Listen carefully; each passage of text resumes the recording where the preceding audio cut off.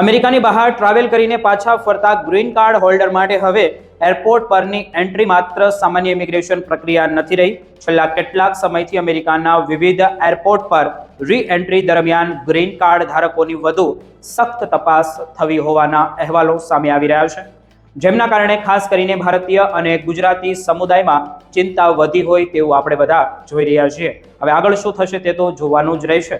Immigration એક્સપર્ટના જણાવ્યા અનુસાર આપણે વાત કરીએ તો હવે માત્ર તાજેતરના મુદ્દાઓ જ નહીં, પરંતુ વર્ષો જૂના ગુનાઓ, ઇમિગ્રેશન ઇતિહાસ અને અમેરિકાની બહાર લાંબા સમય રોકાવાની વિગતો પણ તપાસનો એક સૌથી મોટો ભાગ બની ગયો હોય તેવું લાગી રહ્યું છે.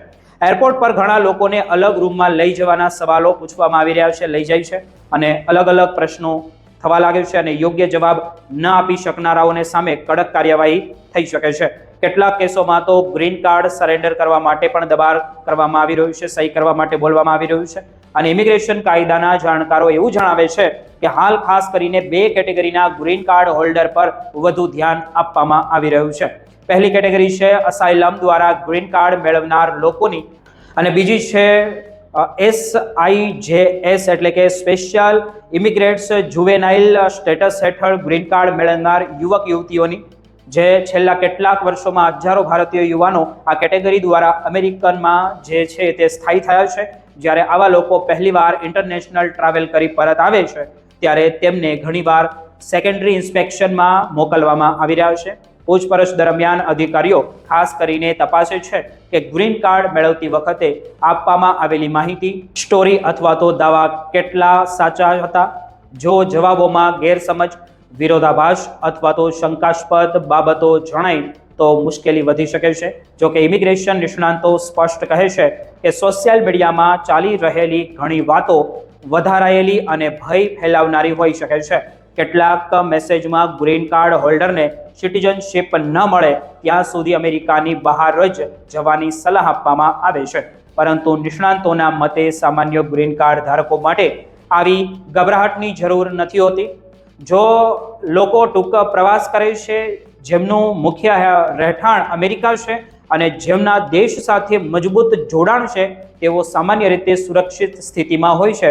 તેમ છતાં એરપોર્ટ પરની તપાસમાં માત્ર મોટા ગુનાઓ જ નહીં, પરંતુ નાની નાની કાનૂની ભૂલો હોય તે પણ હવે ધ્યાનમાં લેવામાં આવી રહી છે.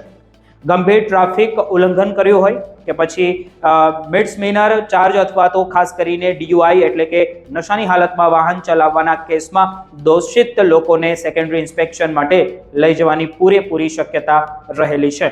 જો કોઈ ગ્રીન કાર્ડ હોલ્ડરે અરજી પ્રક્રિયા દરમિયાન પોતાના જૂના કેસ અથવા તો ગુનાની વિગતો પહેલેથી જ જાહેર કરી હોય તો સામાન્ય રીતે રી એન્ટ્રી વખતે મુશ્કેલી ઓછી રહે છે. પરંતુ નવી ટેકનોલોજી અને ઇન્ફોર્મેશન શેરિંગ સિસ્ટમને કારણે હવે વર્ષો જૂના અને અમેરિકા બહારના કેસોની માહિતી પણ ઇમિગ્રેશન અધિકારીઓ સુધી પહોંચી શકે છે. એટલે અગાઉ ઘણીવાર મુસાફરી કરી છે એટલે કે હવે પણ કોઈ વાંધો નહીં આવે એવો વિશ્વાસ રાખવો યોગ્ય નથી.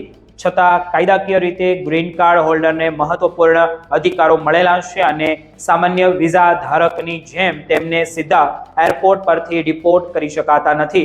ગ્રીન કાર્ડ રદ કરવા માટે સરકારને કોર્ટ પ્રક્રિયા અપનાવવી પડે છે. નિષ્ણાંતોની અંતિમ સલાહ એટલી જ છે કે કોઈ ગ્રીન કાર્ડ હોલ્ડરને પોતાના જૂના રેકોર્ડ, ક્રિમિનલ હિસ્ટ્રી અથવા તો ઇમિગ્રેશન કેસ અંગે જરાય શંકા હોય તો ઇન્ટરનેશનલ ટ્રાવેલ પહેલા અનુભવી ઇમિગ્રેશન લોયરની સલાહ અવશ્ય લેવી જોઈએ અને આગળ જે તે કહે તે રીતે આગળ વધવું જોઈએ.